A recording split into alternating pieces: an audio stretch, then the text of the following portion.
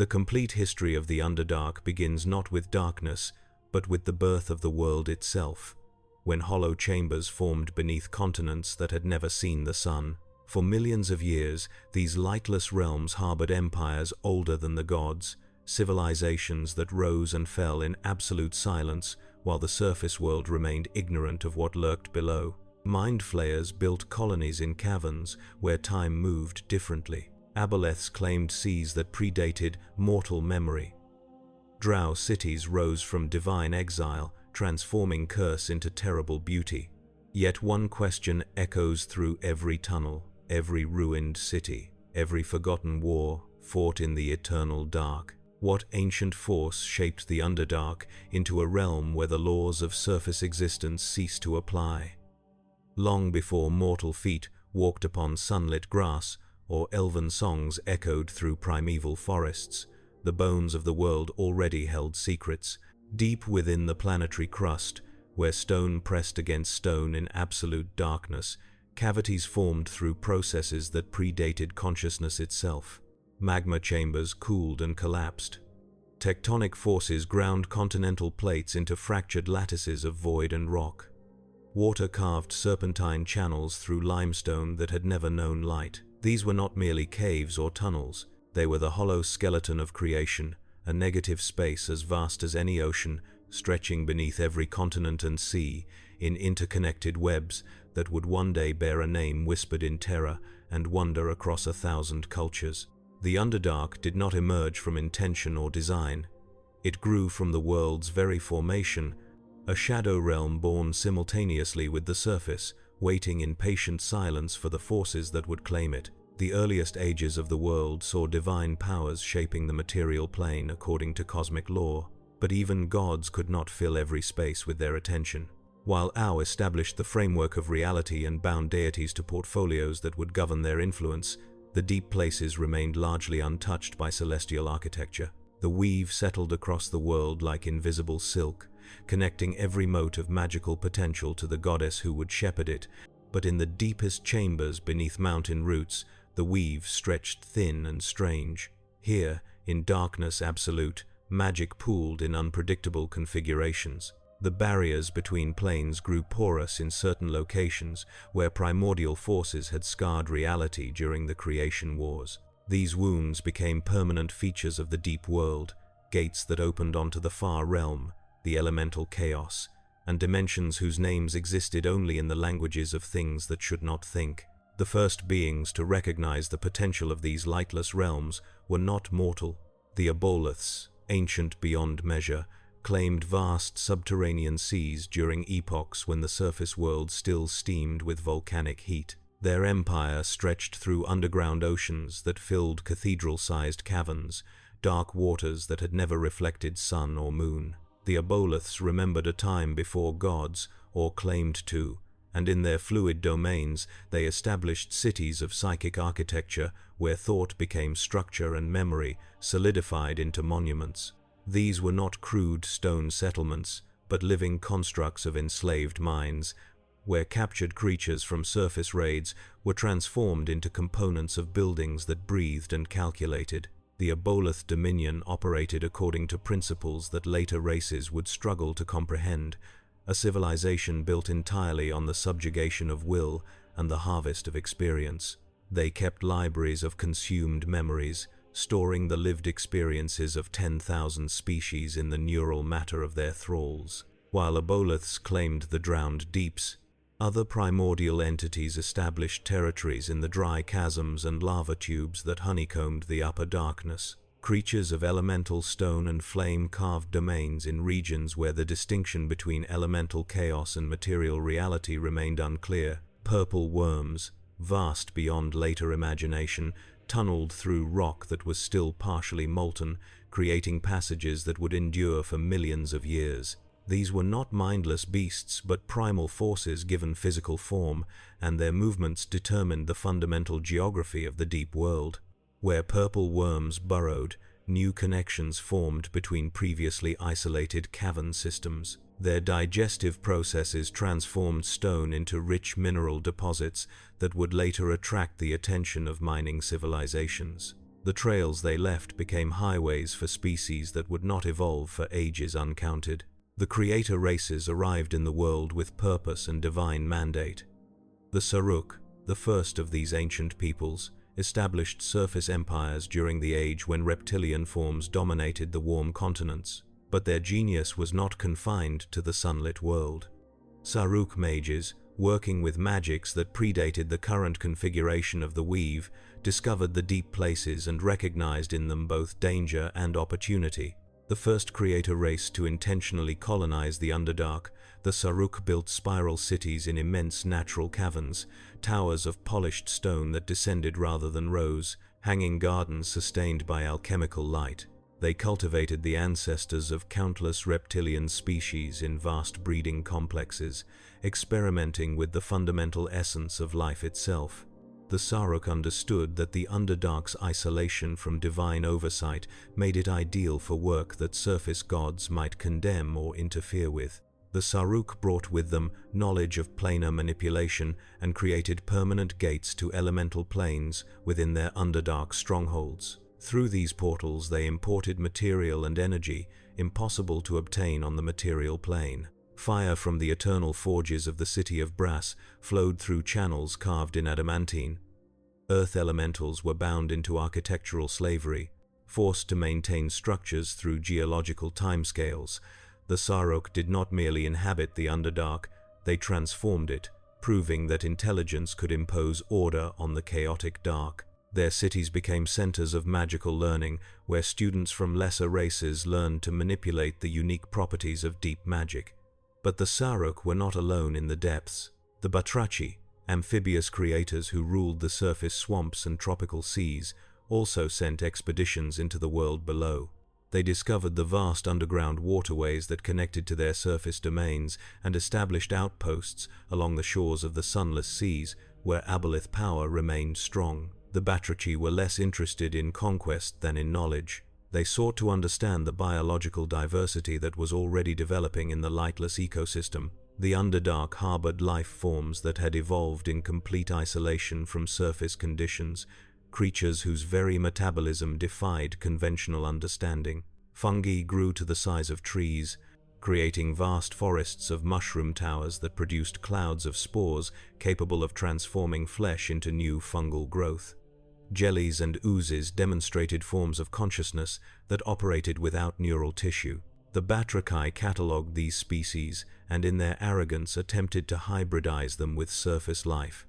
The results of these experiments escaped containment repeatedly. Hybrid creatures that combined the worst attributes of surface and deep species spread through the tunnel networks, creating ecological disasters that persisted for thousands of years. Some of these abominations survived to the modern age, their existence a testament to Batrachi hubris. But the amphibious creators also made genuine discoveries. They learned that certain Underdark fungi could be cultivated to produce light without heat, a breakthrough that would eventually allow other species to establish permanent settlements in the absolute dark. They mapped the major arterial passages that connected different regions of the deep world and discovered that these passages formed patterns that suggested intentional design, though none could determine who or what had done the designing. The descent of the mind flayers into the material plane altered the balance of Underdark power more dramatically than any previous event. The illithids did not originate in the world's depths, nor even in the current timeline. They came from a far future, from a universe where their empire had conquered all, fleeing backward through time when their dominion finally collapsed. The mechanics of their arrival involved magic so profound that it damaged reality itself. When the first illithid colony ships materialized in the deep places, they emerged from tears in space that bled purple light and deposited the refugees into a past where their species did not yet exist. The mind flayers found themselves in a younger world, one whose psychic defenses were primitive compared to the future civilizations they had dominated. The illithids recognized the Underdark's potential immediately. Here was a ready-made empire, a vast three-dimensional territory isolated from the surface gods and filled with species whose minds could be harvested. The mind flayers established their first colonies in caverns so deep that even the creator races had not fully explored them. They brought with them technology and psionic knowledge from the far future, devices and techniques that allowed them to reshape stone through thought alone. Elder brains, the massive psychic entities that served as colony nodes, were installed in brine pools, specially prepared with nutrients and psionic dampeners that prevented the brains from achieving true independence. Around each elder brain, a city grew according to perfectly efficient designs. Nautiloid ships were constructed, biological vessels capable of navigating both the Underdark's waterways and the spaces between planes. The illithid expansion occurred with terrifying speed.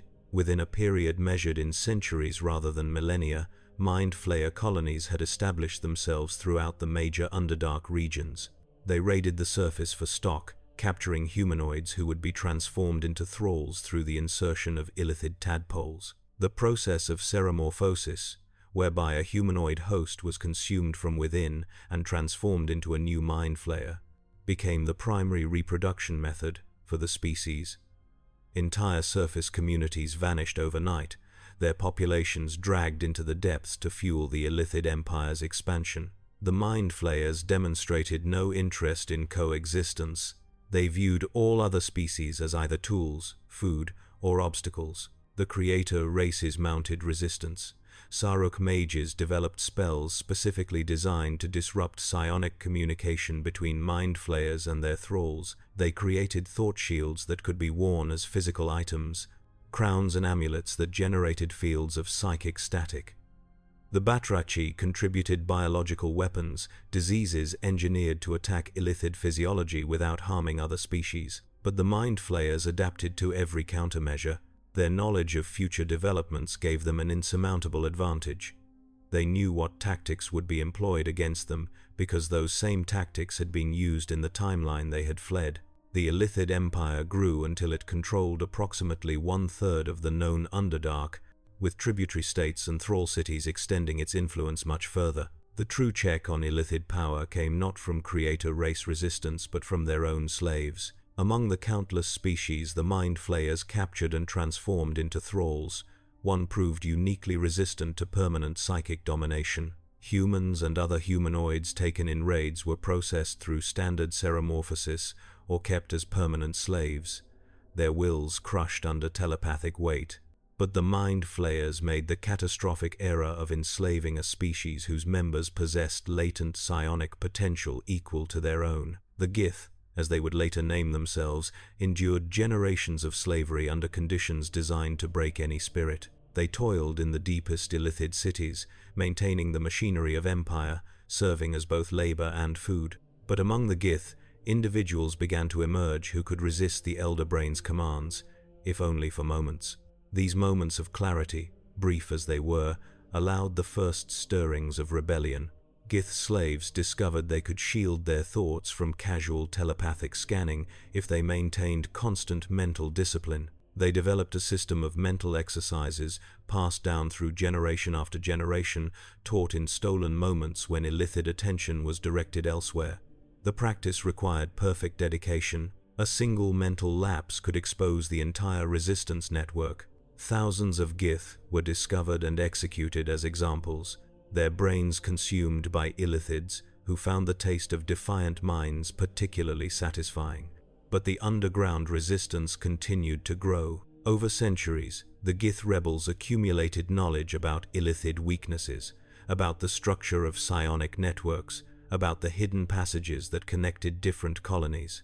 The Gith rebellion, when it finally erupted, caught the illithid empire at a moment of vulnerability. The Mind Flayers had expanded too quickly, establishing colonies in regions where the barriers between planes had grown dangerously thin. Some elder brains had begun to exhibit signs of independence, questioning the collective will of the species. Disputes between colonies over territory and resources had created fractures in the psionic network that normally unified illithid purpose. Into these cracks, the Gith drove their revolt. The uprising began simultaneously in a dozen major cities, coordinated through methods the illithids had not detected. Gith warriors struck at elder brains directly, despite the suicidal nature of such attacks. Psionically gifted, Gith managed to disrupt the telepathic chains that bound thrall populations, creating cascading failures in colony management. The war that followed consumed centuries and depopulated vast regions of the Underdark. Mind Flayers responded to rebellion with calculated genocide, destroying entire cities of thralls to prevent the revolt from spreading. Gith forces, now openly organized under leaders who had names rather than designations, fought with the desperation of a species that had literally nothing to lose. They received unexpected aid from surface powers who recognized that an illithid defeat would benefit all free peoples. Weapons and magic were smuggled into the depths through intermediaries. Some surface kingdoms even sent troops, though few of these soldiers ever returned. The Gith learned warfare through practice, developing tactics specifically designed to counter psionic advantages. They struck at the pools that housed elder brains, poisoning the brine or draining it entirely. They destroyed illithid breeding chambers, slaughtering the tadpole pools that represented future generations. The breaking point came when a Gith warrior named Gith, who would give her name to the entire species, led an assault on the greatest illithid city in the known Underdark. The attack involved tens of thousands of Gith warriors, supported by allies from a dozen surface kingdoms. The battle raged through streets designed for creatures that floated rather than walked, in architecture that bent space according to non-Euclidean principles. Gith herself confronted the colony's elder brain in its central pool and, according to accounts that may have been embellished over millennia, engaged it in psychic combat that shook the foundations of the cavern. When the elder brain finally died, its psychic scream echoed through the telepathic networks that connected all illithid colonies. The sound, if it could be called sound, shattered minds across 3 continents. The illithid empire collapsed, not immediately and not completely, but the unified dominion that had controlled the Underdark for millennia fragmented into isolated colonies more concerned with survival than expansion. Mind Flayers retreated to the deepest strongholds and sealed the passages behind them with psionic barriers that remain active to the present age. The Gith emerged victorious but fractured. Even before the last illithid cities had fallen, disputes arose among the Gith leadership about what their liberated people should become. Gith herself advocated for eternal war against the Mind Flayers, hunting them across plains until the species was extinct. Others argued for a different path, one that involved understanding the psionic gifts the Gith had developed during their captivity rather than using those gifts solely for revenge. The schism split the Gith into 2 distinct peoples. Those who followed Gith's philosophy became the Githyanki, who established a kingdom in the astral plane from which they could launch raids against Mind Flayer colonies anywhere in the multiverse. Those who rejected the path of eternal war became the Githzerai, withdrawing to the controlled chaos of limbo where they built monasteries of enforced order. The division was more than philosophical. It became racial, cultural, and eventually biological as the 2 groups adapted to their chosen environments over thousands of years. The Githyanki allied with the dragon goddess Tiamat and her chromatic children, gaining access to red dragon mounts in exchange for service and tribute. The Githzerai developed monastic disciplines that allowed them to impose mental structure on the formless chaos of their adopted plane. The collapse of the illithid empire created a power vacuum in the Underdark that dozens of species rushed to fill. The Duergar, who had already established significant territories in the medium depths, expanded their holdings into regions previously controlled by Mind Flayers. These grey dwarves, transformed by generations of slavery under illithid masters before the Gith rebellion, had developed their own psionic abilities and an immunity to many forms of mental domination. The Duergar brought dwarven expertise in stonework and metallurgy to their domain building, but their culture had been warped by captivity. They trusted nothing and no one. Their cities were fortresses designed to withstand siege from any direction, with walls that could be sealed at a moment's notice and killing zones positioned at every intersection. Duergar society valued strength and cunning above all else. Weakness was culled without sentiment.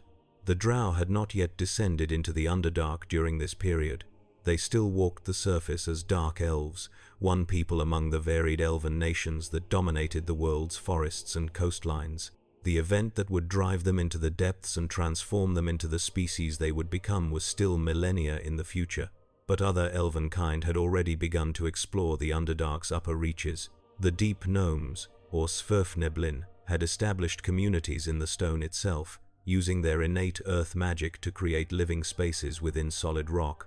These gnomes were miners and gem cutters of extraordinary skill, and they discovered that certain minerals found only in the Underdark possessed unique magical properties. Svirfneblin merchants began to trade with surface communities, bringing up garnets that could store spells and amethysts that naturally generated zones of silence. The Aboleth Empire, which had endured in the deepest seas since before the creator races, observed these surface dweller incursions with something between amusement and contempt. The Aboleths had outlasted the Saruk and Batraki. They had watched the illithid empire rise and collapse. They measured time in epochs that made millennia seem like heartbeats. From their perspective, the current scramble for Underdark territory was merely another brief disruption that would eventually resolve itself. The Aboleths continued their patient work of collecting and preserving knowledge, harvesting memories from captured surface dwellers, and manipulating events through subtle psychic suggestion. They planted ideas in the minds of Underdark leaders, nudging civilizations toward conflicts that would weaken all parties. The Aboleths played a game that operated on timescales beyond mortal comprehension. The period following the illithid collapse saw the Underdark transform from a realm dominated by a single empire into a fractured landscape of competing powers. Beholder hives established themselves in certain regions, each led by a massive central beholder whose paranoid dreams literally created the lesser beholders that served it. These xenophobic creatures tolerated no competition and viewed all non-beholder life as either servants or threats. Beholder territory was marked by the absence of other intelligent species and by the architectural madness that resulted when beings who could fly and disintegrate matter at will designed living spaces. Their lairs defied conventional geometry, with rooms positioned at angles that should have been impossible and passages that curved through more than 3 dimensions. The drow descent began with betrayal and divine intervention. On the surface world, the elven people had achieved a civilization of remarkable sophistication. Their kingdoms stretched across continents, their magic shaped forests and rivers, and their culture produced art and philosophy that would influence every race that followed. But within this seeming unity, fault lines had formed. The Dark Elves, who worshipped a pantheon that included Lolth, goddess of spiders, had grown increasingly militant and ambitious. Lolth herself schemed to elevate her status among the elvish deities, seeking to claim dominion over all elvenkind. Her plans required the Dark Elves to serve as her primary instrument, and she began to whisper to her most devoted followers that they were superior to their lighter-skinned cousins, that they deserved to rule rather than share power. The conflict that followed, known to later ages as the Crown Wars, consumed elven civilization for thousands of years. The Dark Elves launched campaigns of conquest backed by magic that sacrificed entire forests to fuel battle spells.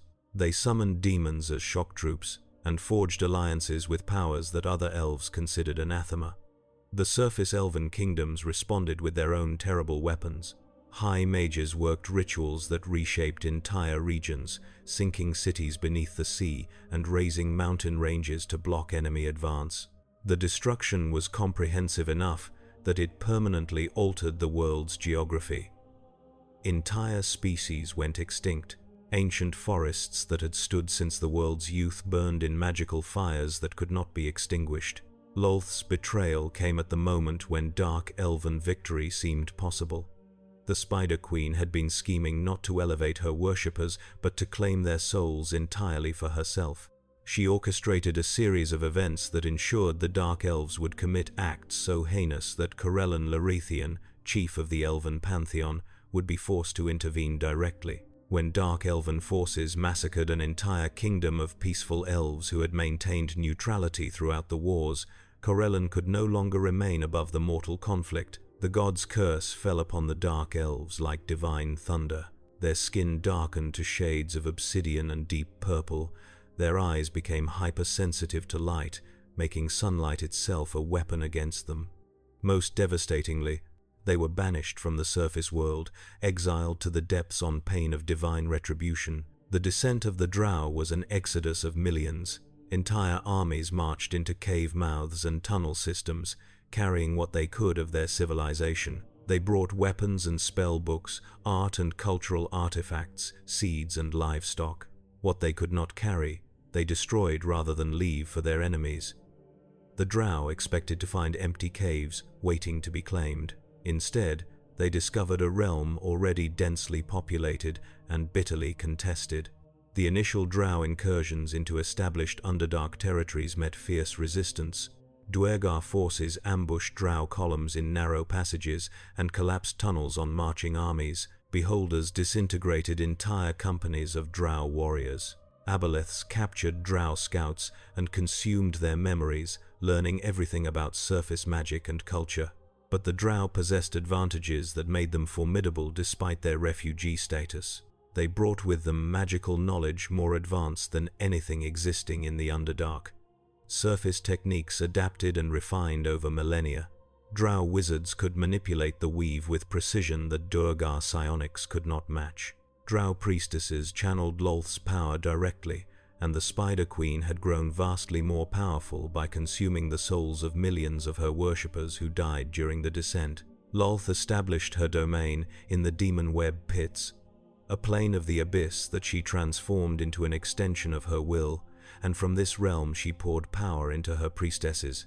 Drow cities began to take shape in vast natural caverns that could accommodate populations of tens of thousands. The establishment of Menzoberranzan, which would become the greatest of drow cities, demonstrated the combination of desperation and genius that characterized the early drow settlement period. The cavern that would house Menzoberranzan was already occupied by a colony of mind flayers when the drow first discovered it. The illithids, weakened but still dangerous, controlled the entire space and had no intention of sharing. The drow forces that assaulted the cavern numbered in the hundreds of thousands, a vast army drawn from a dozen different surface kingdoms, now unified by exile and divine curse. The battle for Menzoberranzan lasted 3 years. The mind flayers employed every psionic weapon in their arsenal, driving drow warriors mad, turning families against each other, and summoning entities from the far realm to fight as proxies. The drow response evolved throughout the campaign. They learned to fight mind flayers through trial and error, developing tactics and countermeasures that would serve them for millennia. Drow priestesses discovered they could channel Lolth's power to create zones of anti-psionics, bubbles of reality where illithid mental abilities simply failed. Drow wizards adapted surface spells to work in the unique magical environment of the deep, where the weave behaved differently than on the surface. When the last mind flayer was finally slain and its elder brain destroyed, the drow claimed the cavern as their own. They renamed it in their language and began the construction of a city that would exemplify drow civilization at its apex. Menzoberranzan rose in tiers, with the most powerful noble houses claiming positions highest above the cavern floor, while lesser houses and commoners occupied the lower levels. The architecture reflected both surface elven aesthetics and adaptations to the Underdark environment. Towers of stone reached toward the cavern ceiling, their surfaces carved with reliefs depicting Lolth in her various aspects. Great webs of actual spider silk, magically reinforced, stretched between structures and served as additional living space. The city was lit not by fire or sunlight, but by permanent magical radiance that emanated from certain stones, a cold light that did not pain drow eyes. At the city's heart, a great temple to Lolth was constructed, a ziggurat of obsidian and ruby where the Spider Queen's power flowed so strongly that the very air shimmered with divine presence. The city's political structure reflected Lolth's teachings and the harsh realities of Underdark survival. Power was concentrated in the hands of the noble houses, each led by a matron mother who served as both political leader and high priestess. The matron mothers formed a ruling council that governed the city, but cooperation among them was always temporary and grudging. Lolth demanded constant struggle among her worshippers, teaching that only through conflict could strength be refined. Noble houses plotted against each other continuously, engaging in assassination, economic warfare, and magical duels. Lesser houses sought to rise by destroying their betters.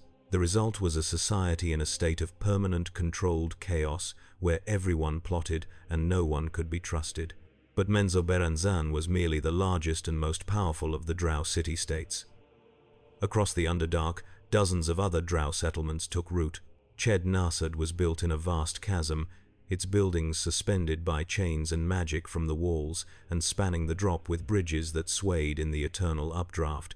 Erindlin was known for its tolerance of non-Lolthite deities, a cosmopolitan city by drow standards where worship of Illustre, Vaherun, and even Garnador was permitted alongside the Spider Queen's cult. Each city developed its own character, its own noble houses, its own sphere of influence.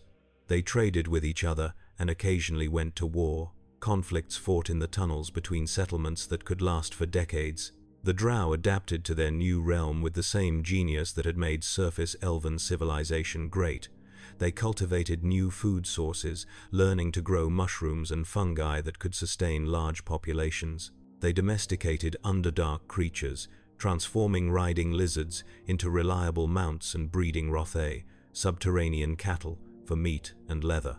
Drow artisans developed techniques for crafting equipment from Underdark materials, creating armor from the chitin of giant insects and weapons from stone and metal that could be found in the depths. Most significantly, they mastered the art of creating items that lost their power when exposed to sunlight, enchantments specifically adapted to the Underdark's eternal darkness.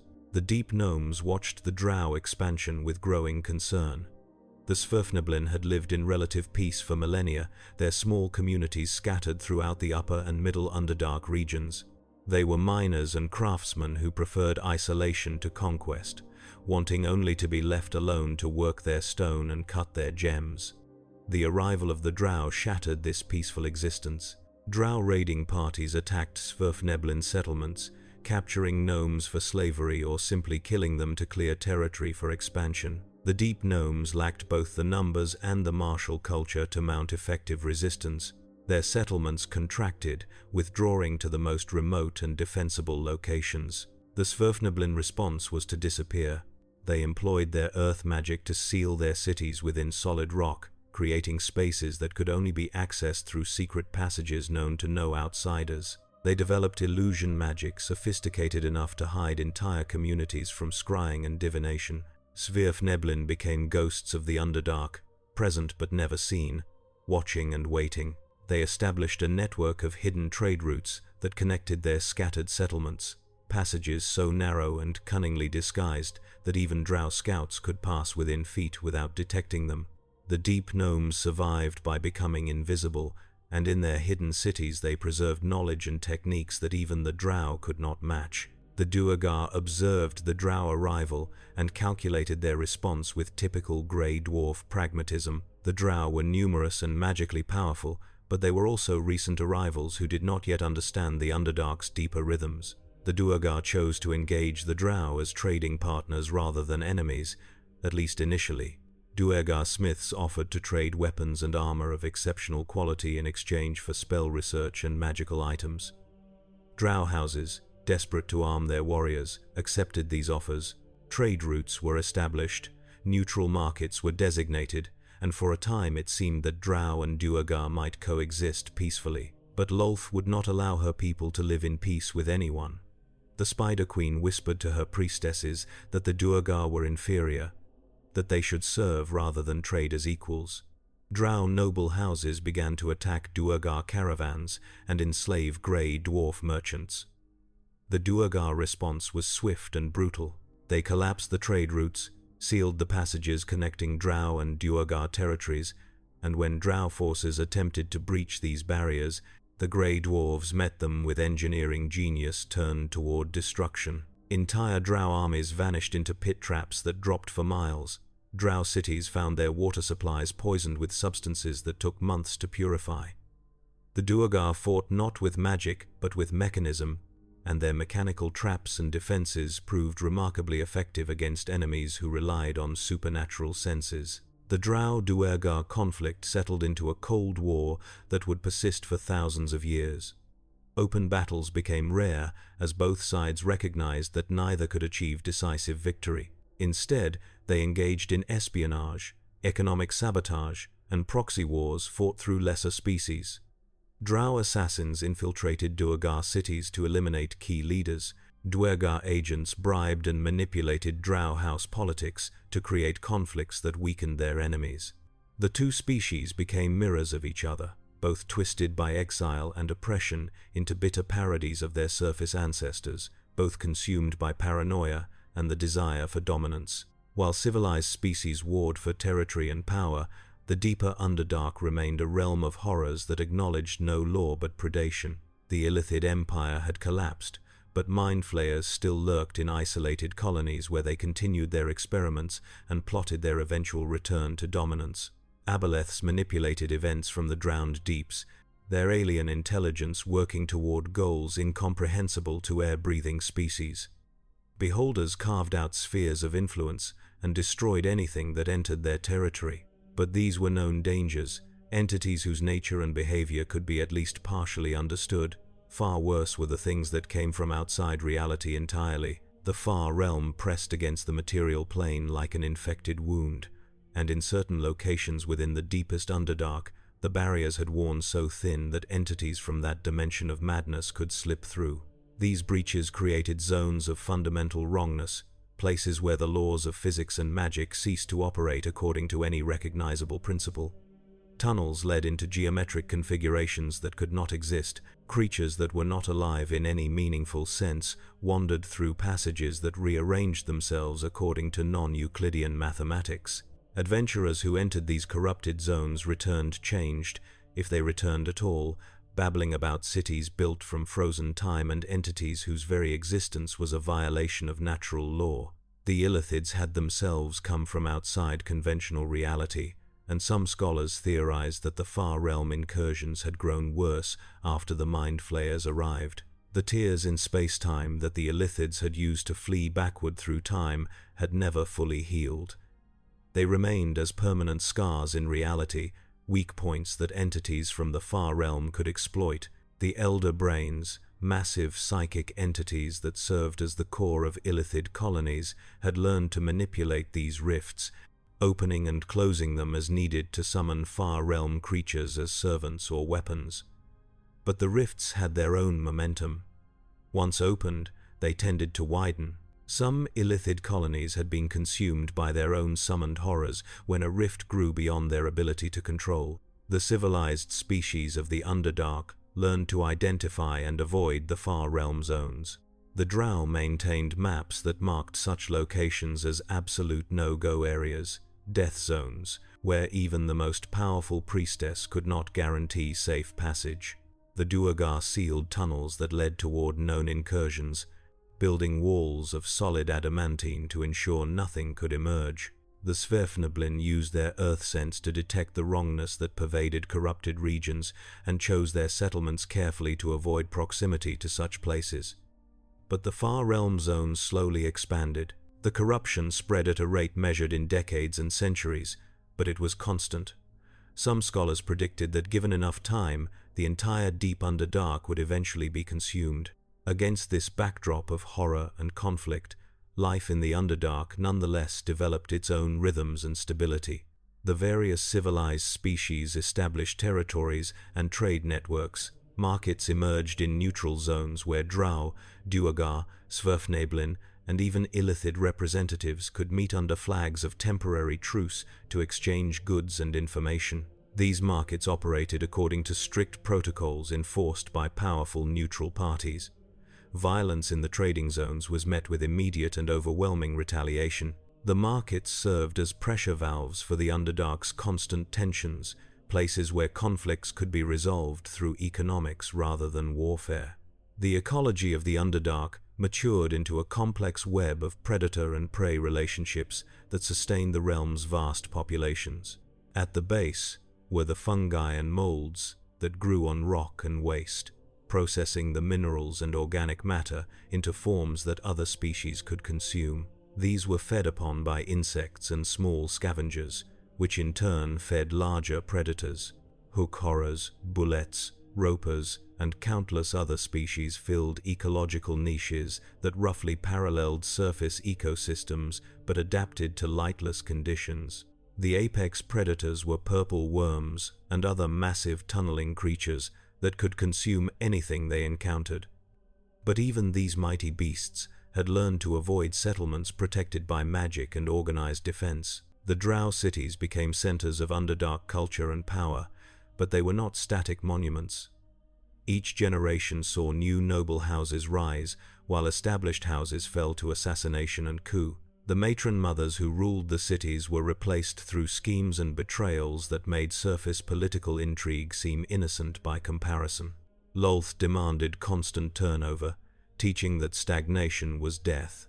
A noble house that became too comfortable in its position would find itself beset by rivals backed by the Spider Queen's own power. The result was a civilization that never achieved true stability but also never fully collapsed, balanced on a knife's edge between order and chaos. The drow priestess class wielded tremendous power within this system. They channeled Lolth's divine magic directly, calling down spells that could transform enemies into spiders or summon swarms of arachnids to devour the Spider Queen's enemies. The most powerful priestesses achieved a state of divine communion, where Lolth could speak through them directly, using their bodies as vessels for her will. These moments of possession were both terrifying and sacred, for when Lolth spoke through a priestess, her words carried absolute authority that no drow would dare question. The priestesses used this power to enforce Lolth's doctrines and to punish heresy with creative cruelty. But Lolth was not the only deity worshipped by the drow, despite her dominance. Vaheron, god of male drow and thieves, maintained a secret following among males who resented their secondary status in Lolth's matriarchal society. Vaheron taught that males should be equal partners in drow civilization, and that the Spider Queen's doctrine of female supremacy was a lie designed to divide and weaken the drow people. His worship was strictly forbidden in most cities, and those caught practicing his rites faced execution. Yet his cult persisted, operating in secret cells that communicated through coded messages and hidden symbols. Illithid, daughter of Corellon and advocate for drow redemption, attracted those who questioned whether eternal damnation to the Underdark was truly justified. She taught that the drow could return to the surface and reclaim their place among the elven peoples if they would only reject Lolth and embrace the light. Her followers were few and constantly persecuted, forced to practice their faith in the most remote regions of the Underdark or in small enclaves on the surface where they were protected by surface powers. Illithid's priestesses worked to create sanctuaries where drow who rejected Lolth could live without fear, building communities dedicated to dance, song, and the moon.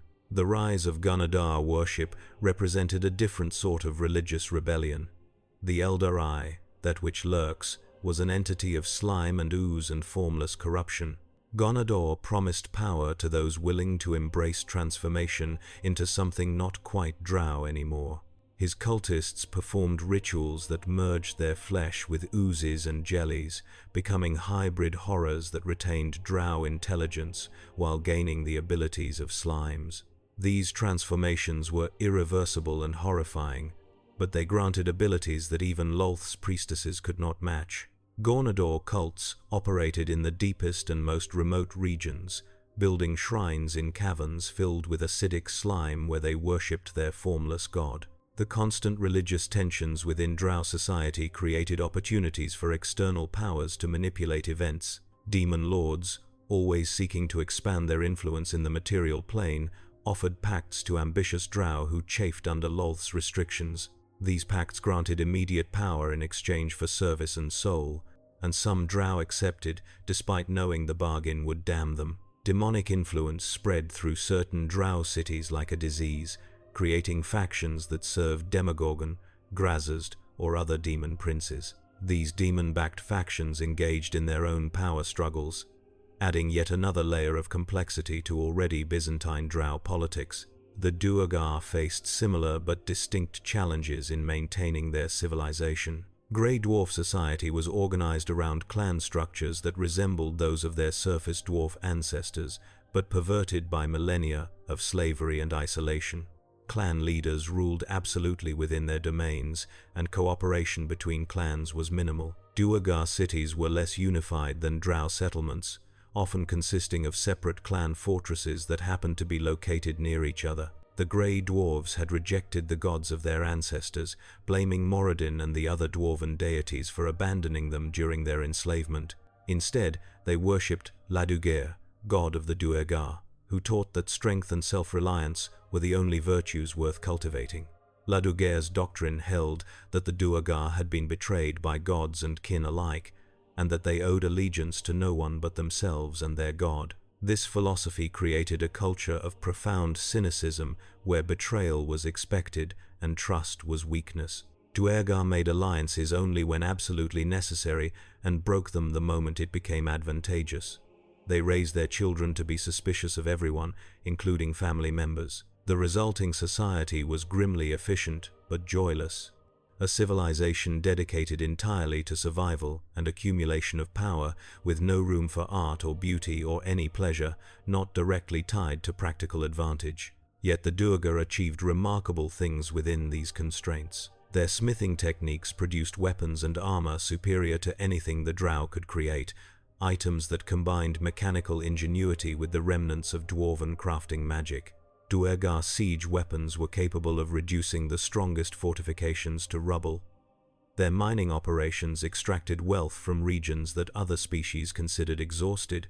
The Grey Dwarves developed psionics to a level that rivaled the Mind Flayers, using their mental abilities for enlargement and invisibility that made them unpredictable opponents in battle. A Duergar warrior could shift from dwarf-sized to giant-sized in an instant, then vanish from sight entirely. The Svirfneblin developed along a completely different trajectory. Deep gnome culture emphasized community, craftsmanship, and harmony with the stone that surrounded them. They saw the rock not as an obstacle or resource, but as a living presence that responded to those who treated it with respect.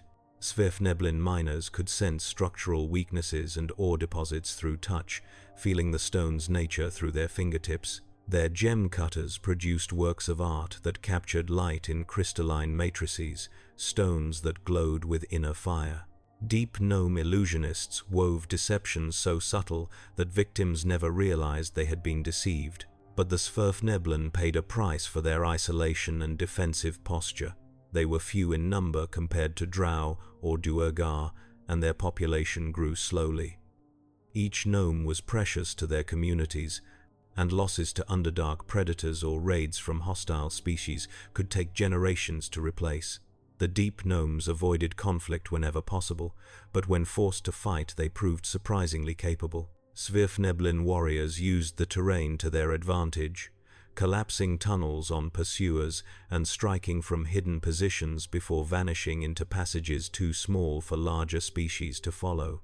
Throughout this period, the aboleths continued their ancient work in the drowned deeps. The fish people had watched civilizations rise and fall countless times, and from their perspective, the current crop of surface dwellers and their Underdark colonies were merely another brief episode. The aboleths maintained extensive libraries of enslaved memory, vast collections of experiences harvested from every intelligent species they had encountered. These memory libraries contained knowledge that predated the current configuration of the multiverse, information about reality before the gods established their current order. Some of this knowledge was so dangerous that even possessing it could attract divine attention. The aboleths used their collected wisdom to manipulate younger races toward ends that served aboleth interests. They planted suggestions in the minds of captured surface dwellers who were then released to return home, carrying ideas that they believed were their own. These mental seeds grew into movements and philosophies that shaped civilization according to aboleth design. Sometimes the manipulations were subtle, nudging a kingdom toward a particular alliance or steering research in specific magical directions. Other times the aboleths orchestrated events more directly, triggering wars or disasters that weakened potential rivals. The aboleths played a game measured in millennia, moving pieces across a board that encompassed the entire material plane. The Mind Flayers, reduced but not destroyed, worked toward their own restoration. The illithid colonies that survived the Gith rebellion and subsequent attacks from other species maintained their culture and knowledge. Elder brains preserved the memories of the fallen empire, keeping alive the dream of illithid domination. Mind Flayer scholars studied the timelines, trying to understand exactly what had led to their future empire's collapse and their flight backward through time. They sought to avoid repeating the mistakes that had doomed them, but causality in a universe with time travel was paradoxical. The very act of fleeing backward might have created the conditions for their empire's future collapse. Some illithid colonies pursued radical experiments designed to ensure their survival and eventual triumph. They attempted to breed new species of thralls with enhanced psionic resistance, creating more resilient servants that could function even when cut off from elder brain control. They researched methods of transferring elder brain consciousness into multiple bodies, distributing the colony intelligence to prevent catastrophic loss if the brain was destroyed. Most ambitiously, certain colonies began experimenting with ceremorphosis variants that could transform non-humanoid creatures into illithid-like entities. These attempts produced abominations that served their creators poorly, but demonstrated that Mind Flayer biology was more adaptable than previously believed. The Beholders, unique among Underdark powers for being solitary rather than social creatures, pursued their own strange agendas. Each Beholder was convinced of its own superiority and the inferiority of all other beings, including other Beholders. They established territories and filled them with servitor creatures that worshipped the Beholder as a god. These servants were carefully selected for their usefulness and their inability to threaten the Beholder's dominance. A Beholder's lair would contain specialized guards, skilled craftsmen, and sometimes enslaved spellcasters whose magic supplemented the Beholder's considerable powers. But the Beholder trusted none of them and monitored all constantly for signs of treachery. Beholder reproduction occurred through dreaming. When a Beholder dreamed of another Beholder, that dream sometimes took physical form as a new Beholder. The process was unreliable and often produced malformed results, but it ensured that Beholders reproduced without needing to cooperate with others of their kind. The dream-spawned Beholders were never quite identical to the parent that had dreamed them, and the dreamer usually regarded its offspring with suspicion and hostility. Many young Beholders were destroyed by their creators the moment they formed. Others fled to establish their own territories. The rare Beholders that achieved true power were inevitably the most paranoid and ruthless specimens, creatures that had survived countless assassination attempts and emerged stronger from each. As centuries accumulated into millennia, the Underdark's political landscape ossified into patterns that seemed permanent. The drow controlled vast territories in the upper and middle depths, their cities serving as centers of trade and culture. The Duergar held the middle and lower regions, their fortresses securing strategic resources. The Svirfneblin maintained their hidden enclaves. The Mind Flayers lurked in isolated colonies. The Aboleths commanded the deepest seas.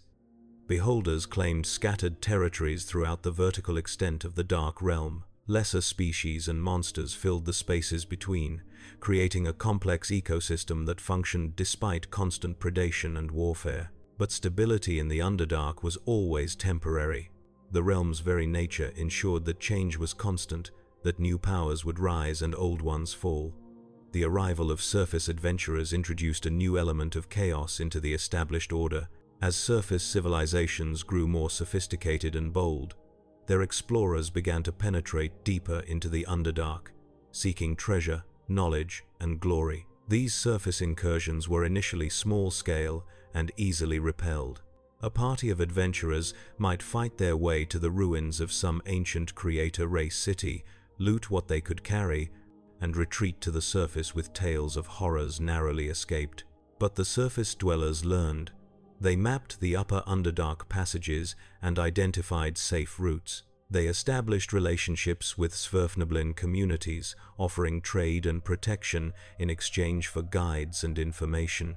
Surface kingdoms began to view the Underdark not as an impenetrable realm of monsters, but as a frontier to be explored and potentially exploited. Dwarven miners pushed their tunnels deeper, sometimes breaking through into Underdark passages.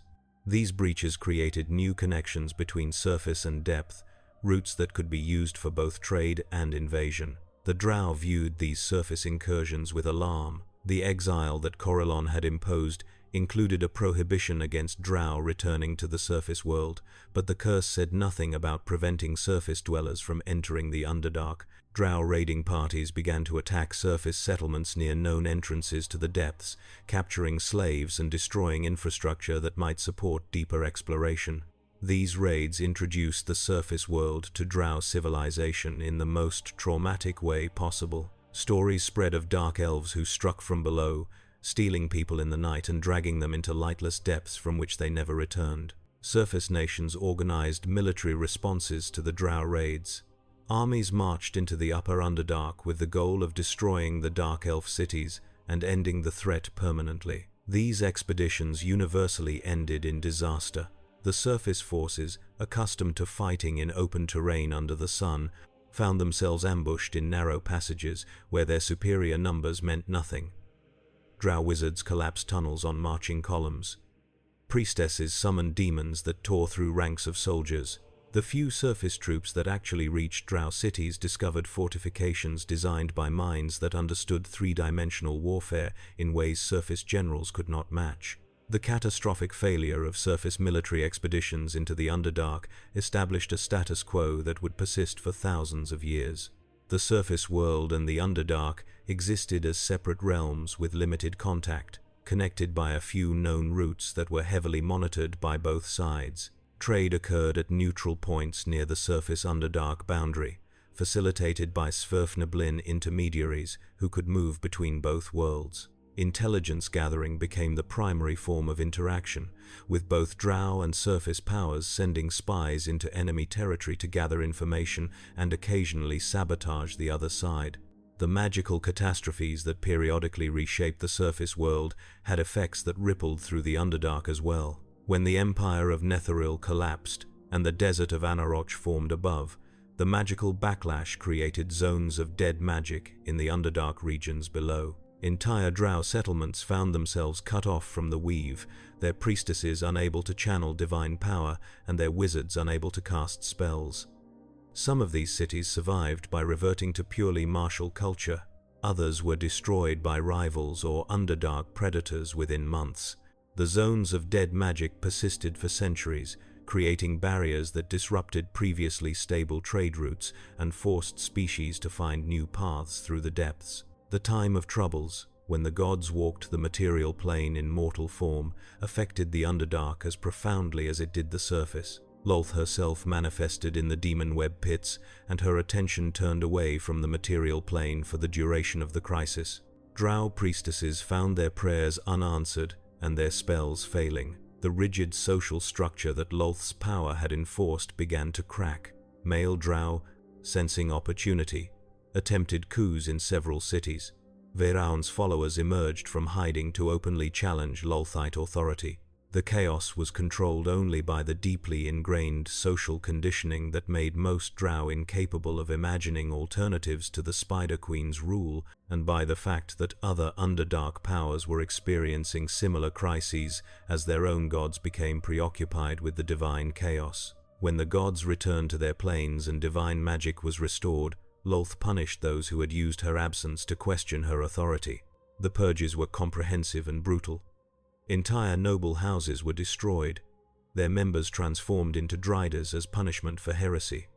Veraun's surface followers were hunted down with fanatic zeal. The message was clear. Lolth's temporary absence did not indicate weakness, and any who had thought otherwise would serve as examples. Yet the time of troubles had demonstrated that even divine power was not absolute, that gods could be constrained by cosmic law, and this knowledge spread through the Underdark despite Lolth's efforts to suppress it. The Spell Plague, a magical catastrophe that resulted from the murder of Mystra and the temporary death of magic itself, devastated the Underdark even more severely than the surface. The collapse of the weave created zones where magic behaved unpredictably or not at all. Permanent magical items that had functioned for millennia suddenly failed. The magical lights that illuminated drow cities went dark. Portals that connected distant Underdark regions either sealed permanently or ran wild, dumping travelers in random locations across the plains. The very stone of the Underdark became unstable in certain regions, with entire caverns shifting position or vanishing entirely. Drow civilization nearly collapsed during the Spellplague's worst years.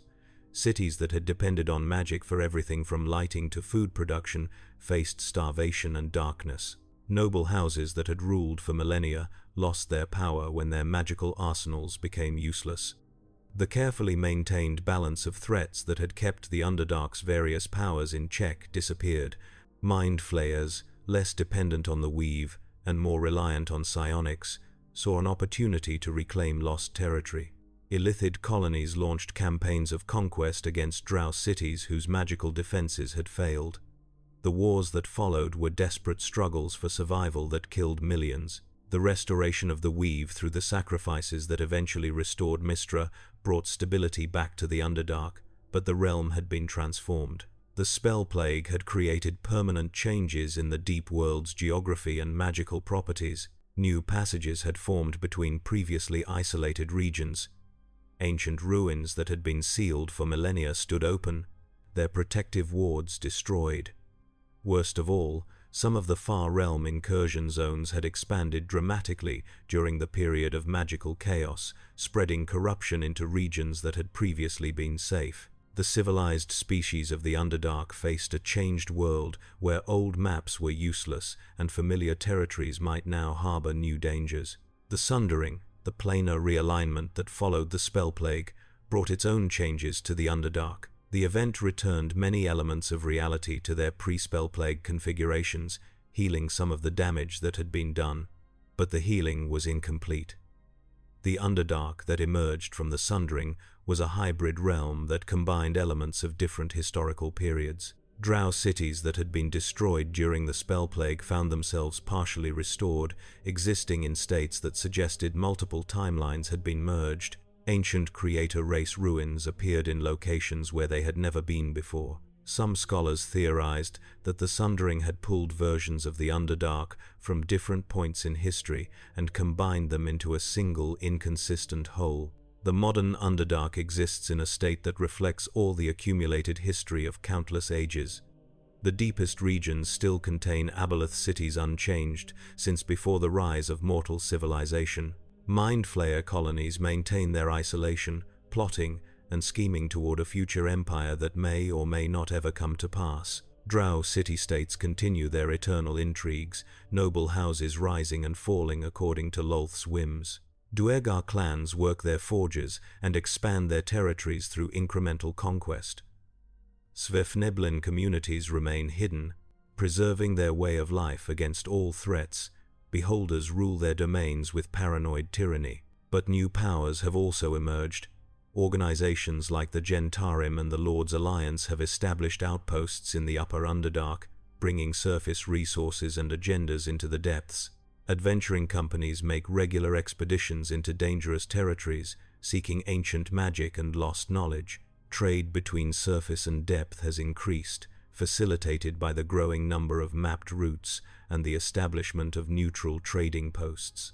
Some drow have fled Lolth's tyranny to seek new lives on the surface, creating small communities under the protection of surface nations. These refugees bring knowledge of Underdark society that surface scholars had never possessed, changing the strategic calculus of both sides. The Far Realm incursions remain the greatest long-term threat to the Underdark's continued existence. Despite the efforts of every civilized species to contain the corrupted zones, they continue to spread. Entities from outside reality have established permanent colonies in certain deep regions, creating stable portals to their home dimension. These far realm colonies operate according to their own alien purposes, transforming the space around them into fragments of their native reality. The corruption spreads slowly but inexorably, consuming both territory and minds. Some projections suggest that within a few thousand years, the deepest Underdark may be entirely consumed, forcing all civilized species to retreat to shallower depths or evacuate to the surface. Various factions have proposed solutions to the Far Realm problem, but none have proven effective at scale. powerful wizards and clerics have attempted to seal the rifts using epic magic, sometimes with temporary success. But the rifts always return, often in new locations. Some scholars argue that the rifts are consequences of the Underdark's very existence, that the concentrated darkness and distance from divine oversight creates natural weak points in reality. If this theory is correct, then the far realm incursions can never be permanently stopped, only managed and contained.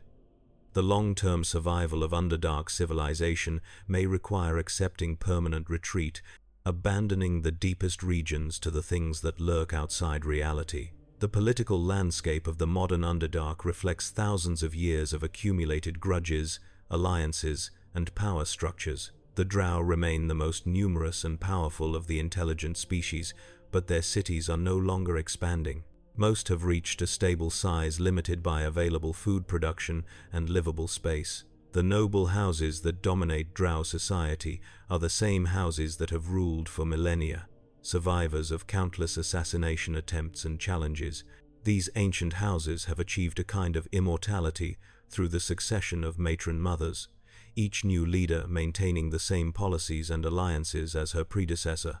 Change occurs in drow society, but slowly, resisted by conservative forces that prefer familiar tyranny to uncertain reform.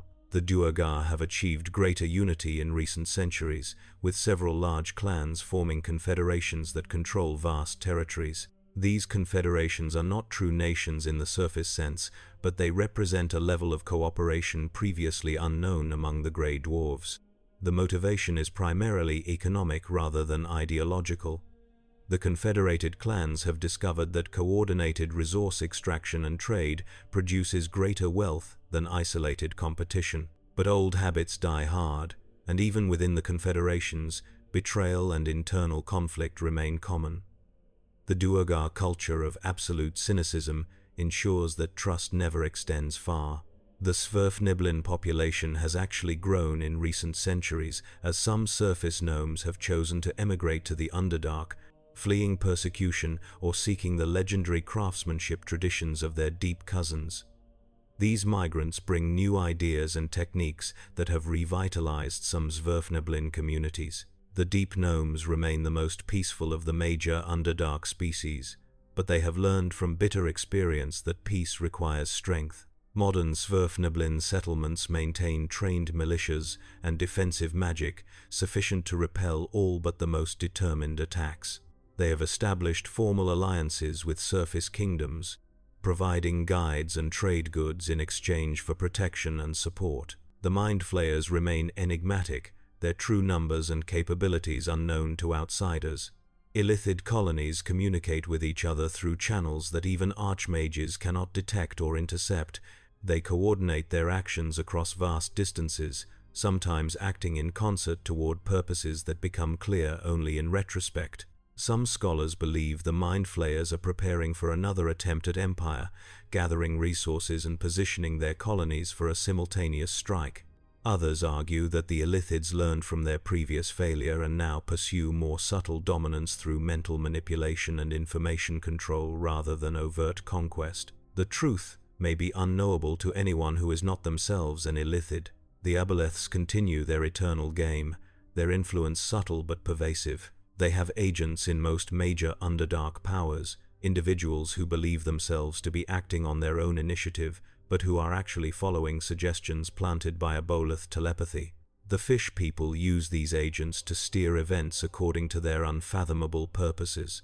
An assassination here, a trade agreement there, a war prevented or started at critical moments. The pattern is visible only to those who can think in timescales of millennia, and by the time surface dwellers or even long-lived drow begin to perceive the manipulation, the Aboleths have already shifted to new strategies.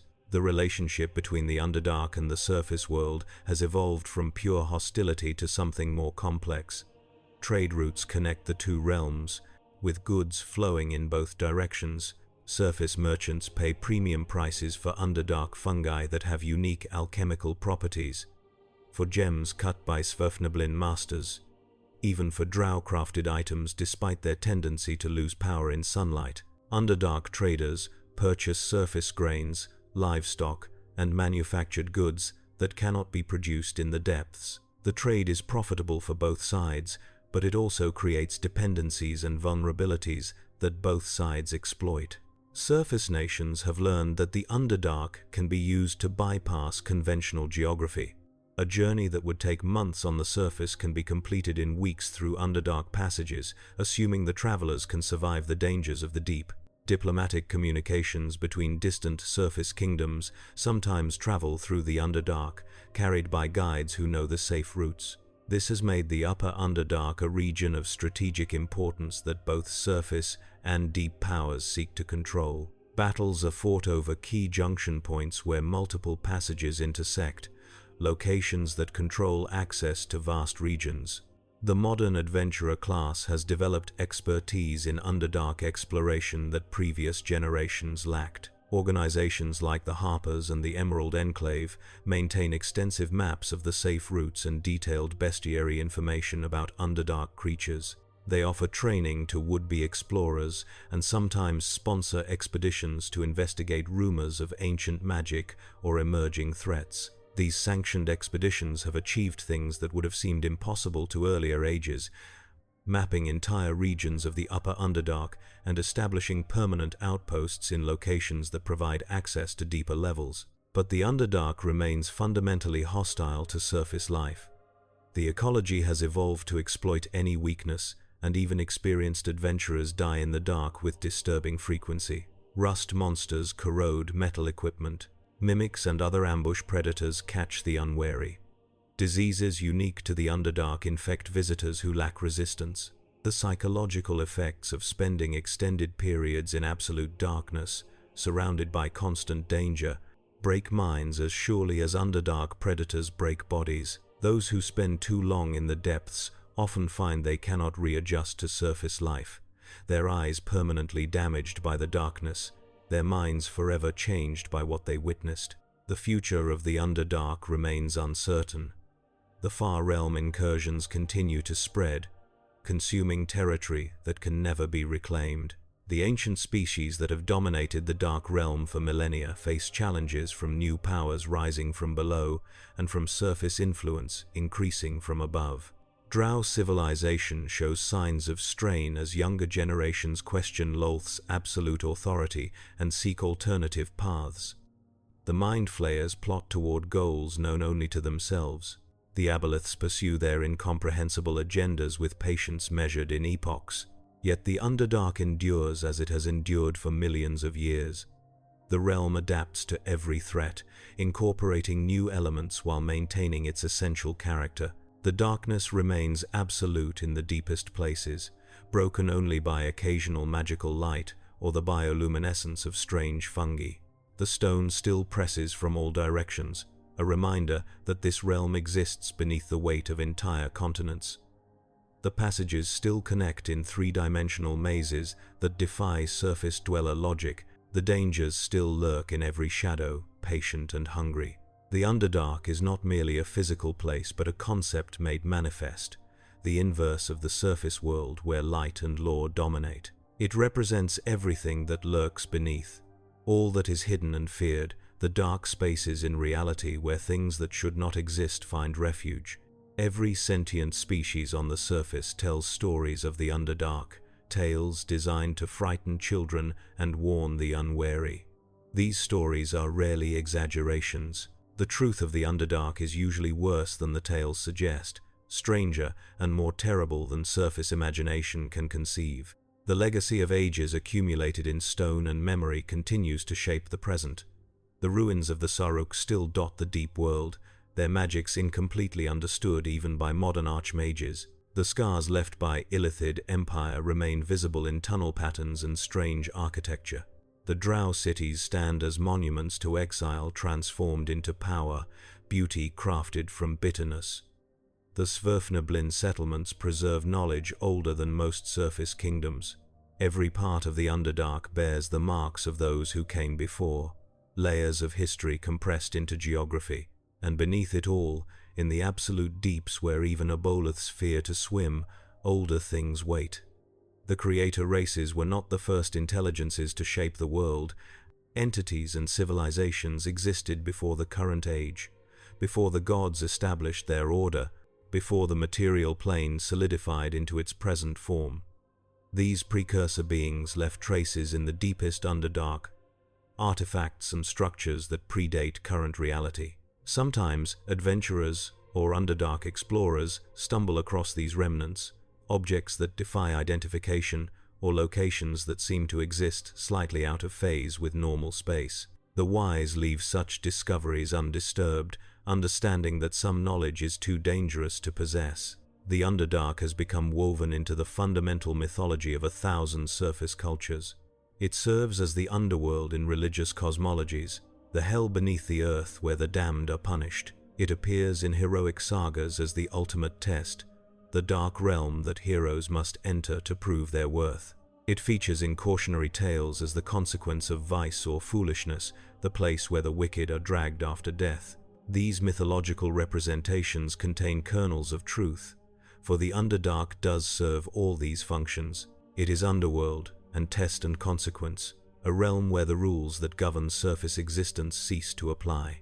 The connection between the Underdark and the Underdark of dreams and nightmares has become so complete that they influence each other. Surface fears about the dark depths seep into the collective unconscious and manifest in the actual Underdark through poorly understood mechanisms involving the plane of shadow and the dreams of gods. Conversely, the reality of Underdark horrors leaks into surface nightmares, ensuring that new generations grow up with an instinctive fear of the dark below. This feedback loop has persisted for so long that the Underdark has become partially symbolic, a physical place that also exists as concept and archetype. The great powers of the surface world maintain policies regarding the Underdark that reflect centuries of experience.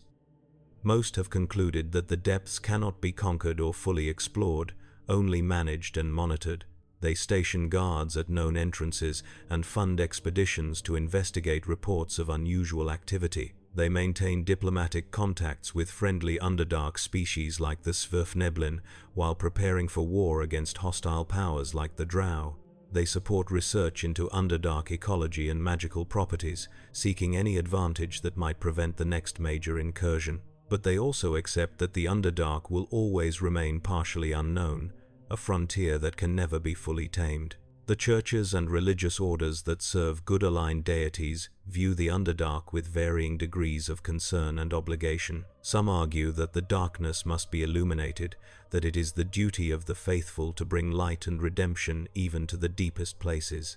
These crusading orders launch missions into the Underdark, seeking to destroy evil and offer salvation to those trapped in darkness. Most of these missions end in tragedy, the Crusaders destroyed by enemies they were unprepared to face, or by the environment itself. But occasional successes, such as the establishment of illithid shrines in the upper Underdark, encourage continued efforts. Other religious perspectives hold that the Underdark serves a necessary function in the cosmic balance, that light requires darkness to be meaningful. These philosophies, while less appealing to heroic temperaments, have proven more durable in practice. They acknowledge that evil cannot be fully destroyed, only contained and opposed. The Underdark becomes, in this view, a containment system for threats that might otherwise spread across the surface. Better that the drow remain in the depths pursuing their bitter intrigues than return to the surface to threaten peaceful kingdoms. This pragmatic approach has guided surface policy toward the Underdark for thousands of years.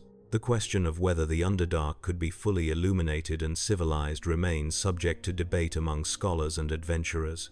Some argue that sufficient force and magic could transform the Dark Realm, establishing surface-style cities in the major caverns and driving hostile species into extinction or exile. They point to successful surface colonies in the upper Underdark as proof of concept. Others counter that such a project would require resources and commitment far beyond what any surface power could sustain, and that even if successful, the transformed Underdark would no longer serve its current function as a pressure valve for threats and a source of unique resources. The practical reality is that the Underdark will likely remain largely unchanged for the foreseeable future. The forces that would need to align for major transformation are unlikely to cooperate.